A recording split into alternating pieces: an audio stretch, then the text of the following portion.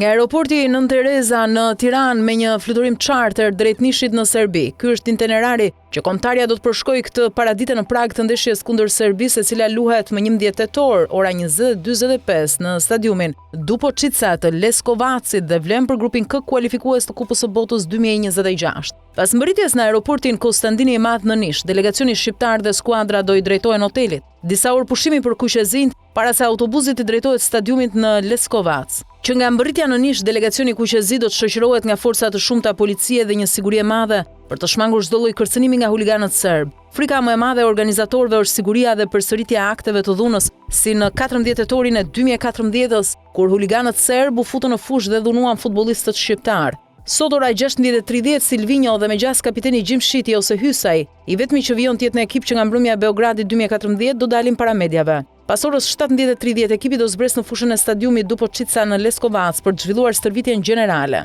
Gjatë gjithë itinerarit ekipi do të jetë i shoqëruar nga policia serbe si edhe gjatë gjithë kohës së qëndrimit në hotel. Edhe të shtunën paradite nuk është programuar asnjë dalje nga hoteli për ekipin ton. Në orët e pasdites të shtunës skuadra do i drejtohet sërish Leskovacit për ndeshjen që merrjet më 11 tetor ora 20:45. Sfida është vlerësuar si e një rrezikshmëri e madhe nga FIFA, duke dërguar 2 oficerë sigurie.